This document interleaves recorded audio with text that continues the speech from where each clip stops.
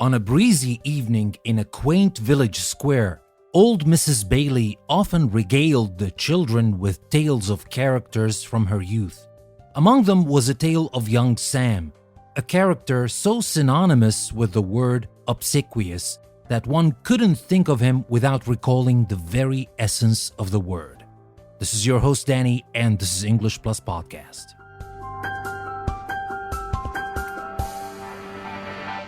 Now, obsequious isn't just a fancy term tossed around in elite circles. It describes a kind of excessive eagerness to serve or please others, a quality often seen as flattery or even subservience.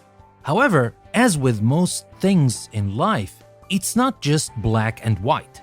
There's a depth to obsequious that goes beyond its immediate perception. Back to Sam. His dedication to the village mayor was legendary.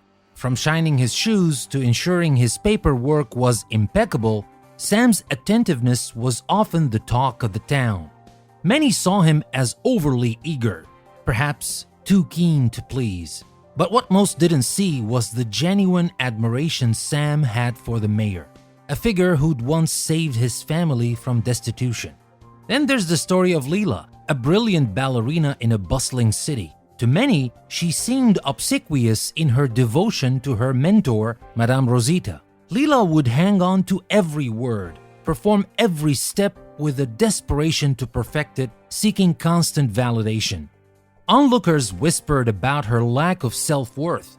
Yet, what they missed was Leela's understanding of the nuances of ballet, her respect for the tradition, and her unwavering belief that Madame Rosita's feedback, though tough, was the crucible that would mold her greatness. History too has its tales. Think of the countries in ancient kingdoms. Their obsequious behavior often a mix of strategy and survival. While some purely acted out of fear, others like the wise Chanakya in ancient India used their obsequious demeanor as a facade, a tactical move in the grander scheme of politics and power.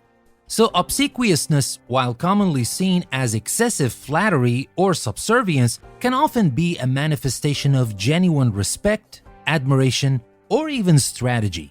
Take for instance an employee in a modern corporate setting. Call him Alex. His colleagues often labeled him obsequious for his constant agreement with his boss. They smirked as he laughed at every joke, nodded at every idea. Yet behind closed doors, it was Alex who the boss turned to for genuine advice, for he had taken the time to understand, respect, and tactically maneuver his position in the office dynamics. His obsequious exterior hid a sharp strategic mind.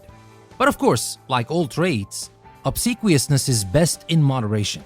While it's a dance of dedication, it's essential to ensure it doesn't compromise one's self-worth. And this brings us to the tale of Eva. Eva, a budding artist, was often seen trailing behind renowned artist Mr. Grayson. She observed his techniques, echoed his style, and mirrored his every artistic move. Many called her obsequious, and for a while it seemed so. Until one day, Eva unveiled a masterpiece that, while bearing hints of Grayson's influence, was distinctly her own. She had learned, imbibed, and then innovated.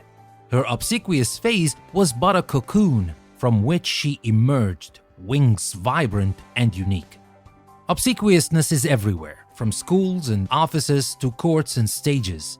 It's in the student who intently hangs on to every word of their favorite teacher, the apprentice who mimics every move of their master, the fans who echo the style of their idol. Yet in each act, there's an underlying story, a reason, a journey.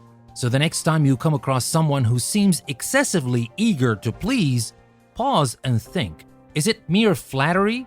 Or is there a depth, a strategy, a genuine admiration? For in the layers of obsequiousness, there are tales of dedication, strategy, respect, and transformation. It's a dance, intricate and nuanced, and like all dances, it tells a story.